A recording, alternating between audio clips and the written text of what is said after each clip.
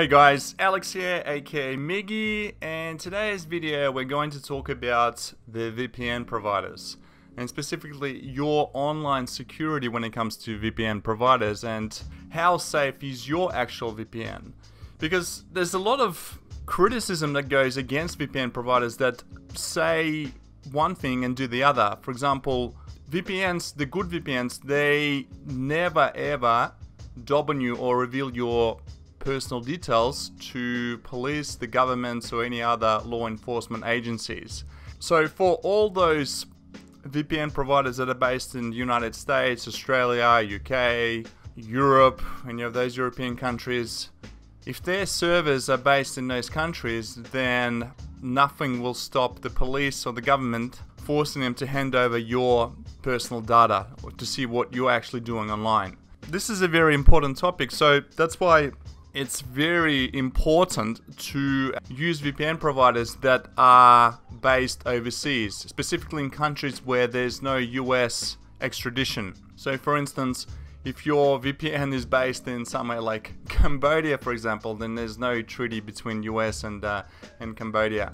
But if your VPN is based in Thailand, not that there is many VPNs based in Thailand, then Thailand has a working relationship with the United States of America and they'll easily hand over your details. So let's have a look at this article here which details an interesting case. So US man arrested over foreign VPN provider hands over logs. So Ryan Lynn, who's 24 of Massachusetts, got a harsh dose of reality when police arrested him for allegedly stalking his former roommate Jennifer Smith, who's also 24.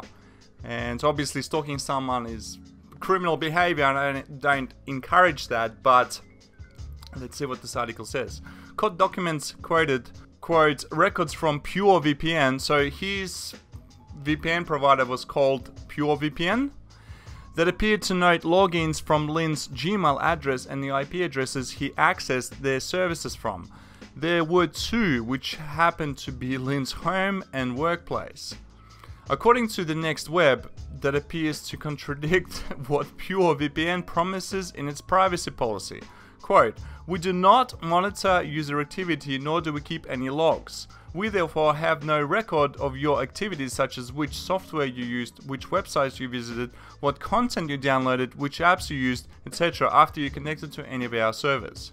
However, that last sentence could be key. Lynn's IP would be visible to Pure VPN at the moment he logged in, and the company appears to have retained that information. The policy adds that it collects information, quote, including but not limited to names, email addresses, and phone numbers for some countries. Hong Kong's based Pure VPN, so this VPN is based in Hong Kong, says it is located there, quote, because there is no mandatory data retention laws there. Notably, its policy also states, this is officially what it says on PureVPN's website, since PureVPN is committed to freedom, it doesn't support crime. Now, yeah, so remember that. We will only share information with authorities having valid subpoenas, warrants, and other legal documents, or with alleged victims having clear proof of any such activity. So that's very, very ambiguous, because they're basically saying that if you're behaving, then you've got nothing to worry about. But if you're doing something that we don't approve of, that's considered illegal. And for example, tomorrow it might be illegal for people to visit MGTOW content. So if you read MGTOW content or visit the forums, visit the different web chats where they specifically discuss MGTOW, then you might be considered a fugitive or, engaged in illegal behavior. So that's, or you can get considered hate speech.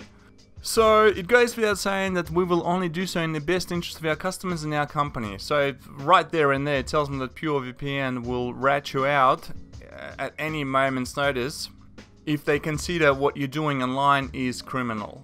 So that's terrible. I would never go with such a company that promotes this type of behavior. So what crimes are bad enough for VPNs to provide logs?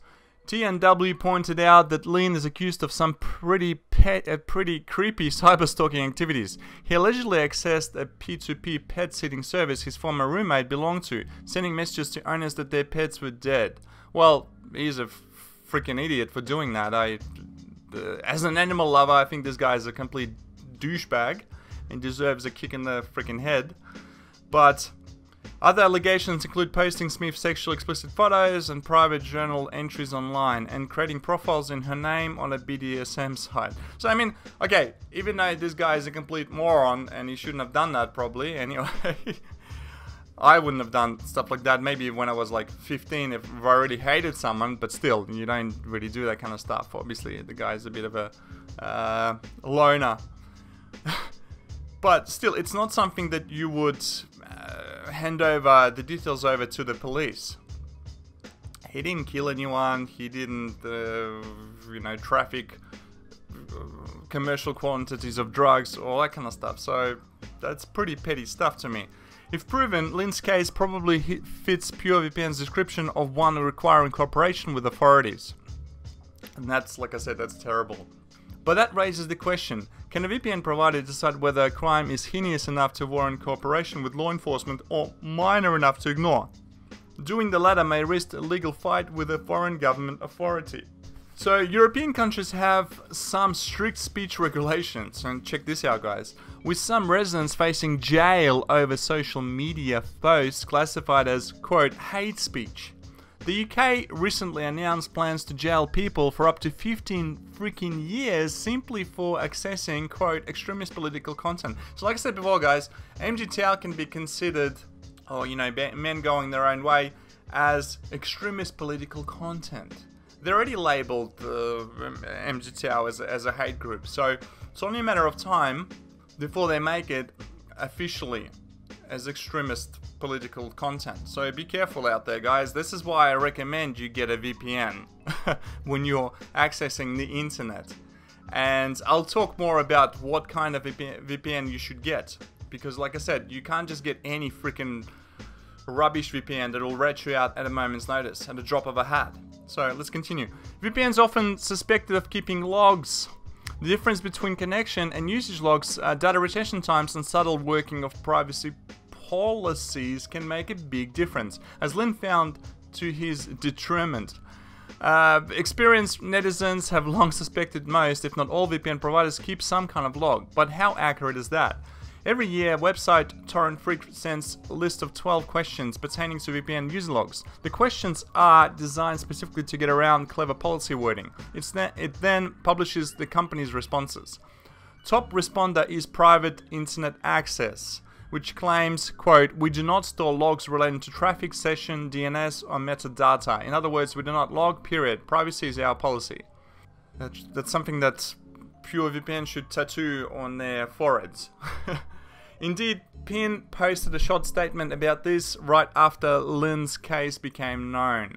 So, and they wrote a message saying, in light of recent news, we would like our clients to rest assured that, as has been proven in US court, private internet access does not store any type of logs and never will. Thank you for helping us fight the good fight. Bits Online asked Private Internet Access Caleb Chen for his thoughts. As well as pointing us to the statement above, he referred to a news item from March 2016 where an FBI subpoena sent to the company turned up no useful data. This is what is supposed to happen if the VPN provider doesn't have logs, Chen said, and that's absolutely right. And they're saying ways to make VPNs more, slightly more private. This is a good bit of advice, guys. Listen up. Whatever the details the VPN company retains, customers can add a degree of extra anonymity, though not a fail-safe one, by registering with one-off email addresses.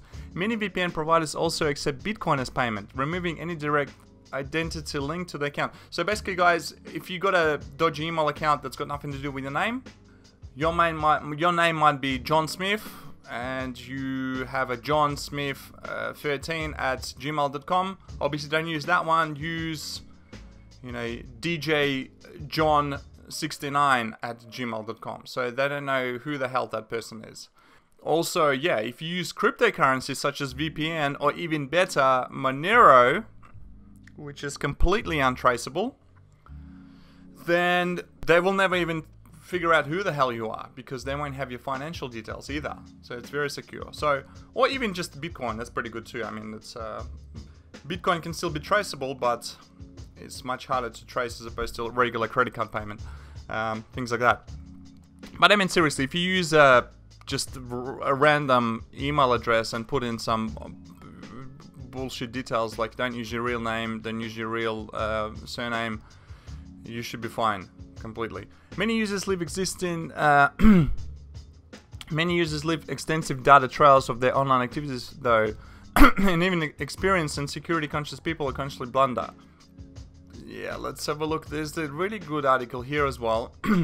So they discuss a bit more about this. Popular VPN accused of spying on users. And yeah, guys, for others that basically use a free VPN, then you're completely misguided. You pay for what you get. There's no such thing as free lunch. So if you're using a free VPN, then that's the worst thing you can do, because what's going to stop them from handing over that data to the police if you're not even paying them any money?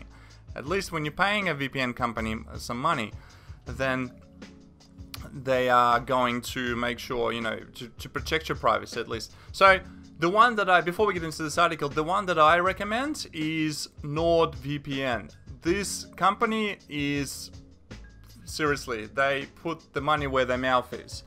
This is what they say about their retention logs. Under what circumstances would we share user info? We do not give away any information about our users to anyone. Since we do not keep any logs, even if we would receive a valid court order, we would be unable to provide any relevant information. So this is NordVPN, guys. This is why I highly recommend NordVPN. And I have been doing that for the last few months. Really good. There's also, yeah, so we don't track, collect, or share your private data. It's none of our business. This is what every VPN company should aspire to. I will leave a link for NordVPN in the video description, guys, as well as in the pinned comment. So make sure you check it out. It's really cheap. There's a special going on at the moment.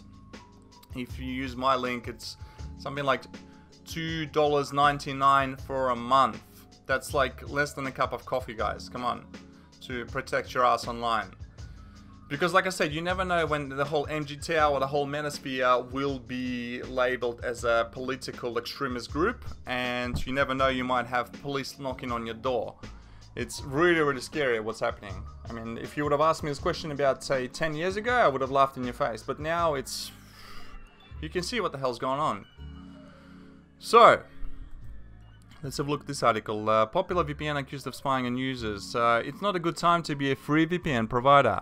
Hotspot Shield, which claims more than 500 million active users, has come under fire for allegedly violating their privacy policy, which to be honest isn't that strict anyway. The Center of Democracy and Technology, a non-profit digital advocacy group, has filed a lawsuit claiming the free VPN network reroutes user traffic, injects deceptive ads, and even keeps user logs.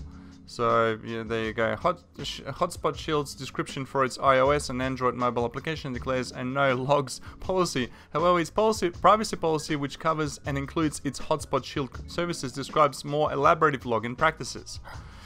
According to parent company Anchor 3, Hotspot Shield keeps users safe and secure online. More than that, the users guarantees anonymity, a perk only few, if any, free services offer. Quote, every app and website you visit through Hotspot Shield is encrypted. Every Wi-Fi network you connect to with Hotspot Shield is protected, reads Anchor 3's homepage. Yet by injecting JavaScript codes into users' browsers for advertorial purposes, Hotspot Shield is clearly violating these terms. So yeah, JavaScript is the one that catches VPN users out, because it stores your details in there and basically you've got your ass naked, spread wide open. Still, Anchor 3 may have a loophole in its legalese. By offering a free version and a paid version of their apps, Hotspot Shield could, in theory, allow anonymous browsing on one version while providing an unsecured free version as the other. With the issue of privacy on more minds now than ever before, many new VPN companies are looking to cash in. With so many bogus claims and promises flooding the market, it's becoming harder to check whether a VPN service is reputable. If you think your free VPN may be unsecure, it probably is. Seriously guys, you get what you pay for. If you're wanting to get a free lunch, then you're gonna get a shitty sandwich. A shit sandwich. Free VPNs with spam VPNs, what's the difference? When you pay for a VPN, you're essentially paying for the bandwidth. This not only results in more stable connections, it also gives the VPN provider the opportunity to mask your network. There you go guys. Put your money where your mouth is. Then, I mean, $2.99 for NordVPN, that's peanuts for your safety and security.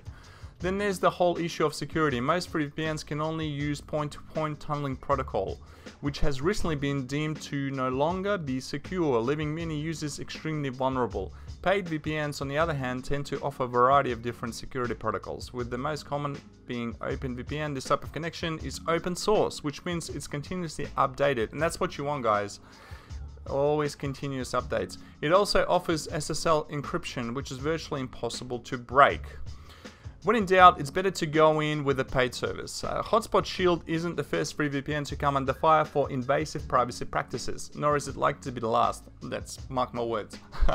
HoloVPN, another popular free VPN service, was busted in 2015 for selling user bandwidth without people's consent.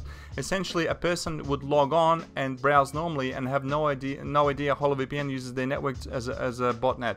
So that's just, there'll be more of these tragic stories coming up where users get absolutely ass slammed by their free VPN provider. Like I said, you want something for free? Sure, great. Enjoy. Sure, the VPN was easy to use and helped users unblock restricted sites, but is that extra bit of convenience worth putting your privacy at risk? When it comes down to it, free VPNs are never worth it. Exactly. Because the services don't provide their own bandwidth, or don't offer their own secure servers, any user can fall victim to a whole host of potential problems. In Holo's case, they were able to make a profit of selling their 9 million plus users to various sites. With Hotspot Shield, the case tends to go a little deeper, mainly because their service touts itself as a purveyor of privacy.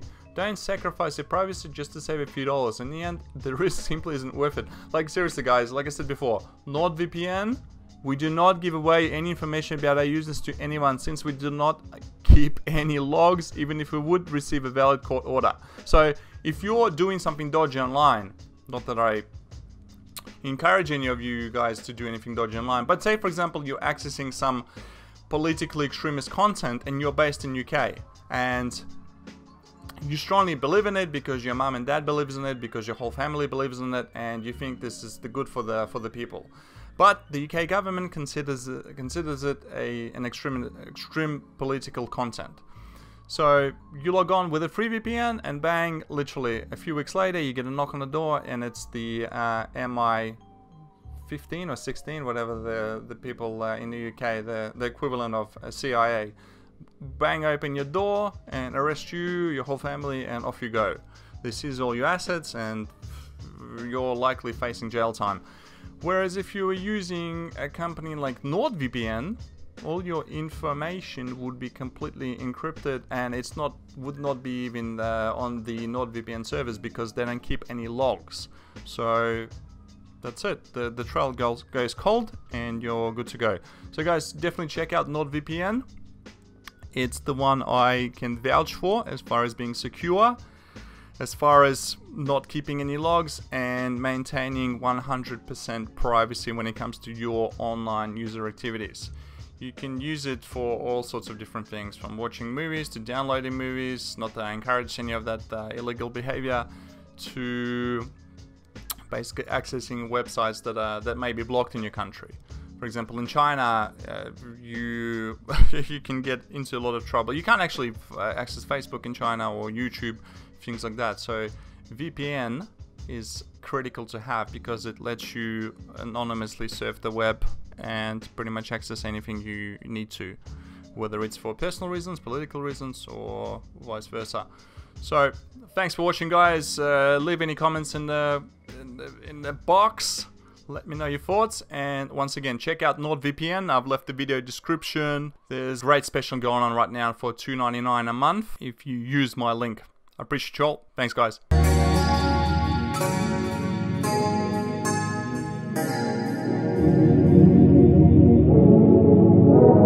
Drop the bass, Kitty.